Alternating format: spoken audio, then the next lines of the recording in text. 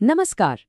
कभी सोचा है कि क्या ऐसा हो सकता है कि हम रोज काम करें लेकिन उसके बंधन में जरा भी ना फंसे? आज हम इसी प्राचीन ज्ञान के रहस्य को समझने की कोशिश करेंगे। मतलब निस्वार्थ कर्म और उससे मिलने वाली भीतरी आजादी के रास्ते को जानेंगे। तो चलिए हम सीधे चलते हैं उस एक पल में जहां से ये सारा ज्ञान निकल कर आता है। कुरुक्षेत्र का मैदान है, अर्जुन उलझन में है और तब श्रीकृष्ण उन्हें एक बहुत ही शक्तिशाली और पहली बार सुनने में थोड़ा विरोधाभासी लगने वाला एक निर्देश देते हैं। ये है वो मूल श्लोक। श्रीकृष्ण अर्जुन से साफ साफ कह रहे हैं कि अपने सारे कर्म मुझ में यानी परमात्मा में अर्पण कर दो और 3 चीजों से आजाद हो जाओ, आशा, ममता और संताप, और फिर अपना कर्तव्य पूरा करो यानी युद्ध करो। तो सवाल ये उठता है कि आखिर इस आज्ञा का असली मतलब क्या है? क्या ये बस लड़ाई लड़ने का एक आदेश है या इसके पीछे कोई बहुत ही गहरा दार्शनिक सच छिपा हुआ है? चलिए इसकी परतों को एक-एक करके खोलते हैं। इस पूरे निर्देश का जो केंद्र है वो है ये शब्द समर्पण। लेकिन ये समर्पण है क्या? ये कोई बाहरी क्रिया नहीं है, बल्कि ये तो मन की एक बहुत गहरी अवस्था है। यहाँ एक बहुत ही दिलचस्प बात सामने आती है। देखिए, समर्पण का मतलब ये बिल्कुल नहीं है कि भगवान खुद आकर हमारा काम कर देंगे।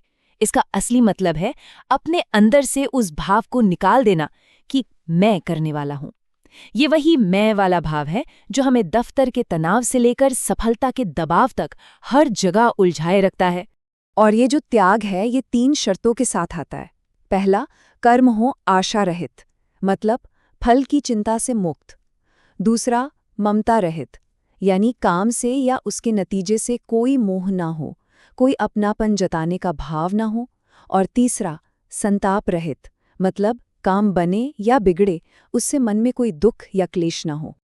अच्छा, तो फिर ये सवाल भी मन में आता है कि कर्म करने का ये तरीका बताया ही क्यों गया है? इसका मकसद क्या है? इसका जवाब कर्म के बंधन के रहस्य में ही छिपा है। जब कर्म इन 3 शर्तों के साथ पूरी तरह समर्पण के भाव से किए जाते हैं तो वो हमारे लिए कोई बंधन नहीं बनाते। ऐसे कर्म करने वाले को अपने फल के चक्कर में फंसाते ही नहीं, फिर चाहे वो कर्म कितने ही बड़े हों या कितने ही छोटे। अक्सर एक गलतफहमी हो जाती है कि ये उपदेश सिर्फ युद्ध के मैदान के लिए है, पर सच तो ये है कि ये अपने स्वधर्म यानी अपने हिस्से के कर्तव्य को बिना विचलित हुए पूरा करने की शिक्षा है।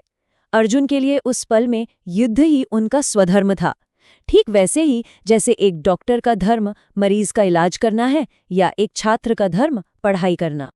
और जानते हैं, ये जो रास्ता है ये सिर्फ अर्जुन जैसे किसी महान योद्धा के लिए ही नहीं है। श्री कृष्ण इस ज्ञान का दायरा और बड़ा करते हैं और ये बताते हैं कि ये रास्ता हर उस इंसान के लिए खुला है जो इस पर भरोसे के साथ चलता है। श्री कृष्ण एक तरह से एक वचन देते हैं। वो कहते हैं कि जो कोई भी इंसान पूरी श्रद्धा के साथ और बिना किसी में दोष देखे इस रास्ते पर चलता है, वो भी सभी कर्मों के बंधन से पूरी तरह मुक्त हो जाता है। यहाँ श्रद्धा और सकारात्मक नजरिया जरूरी है, कोई मुश्किल पूजा पाठ नहीं।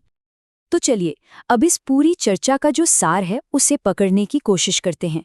इस गहरी और जिंदगी को बदल देने वाली शिक्षा का असली संदेश आखिर है क्या? और सार बस इतना सा है, हमें हमारे कर्म नहीं बांधते, हमें बांधता है कर्म के पीछे का भाव, हमारी उम्मीदें, हमारी ममता और हमारा अहंकार। हम बाहर क्या कर रहे हैं उससे कहीं ज्यादा जरूरी ये है कि हमारे मन के भीतर क्या चल रहा है।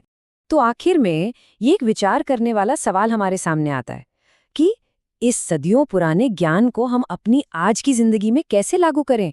अपने रोज के कामों में ये संतुलन, ये समर्पण का भाव हम कैसे पैदा करें?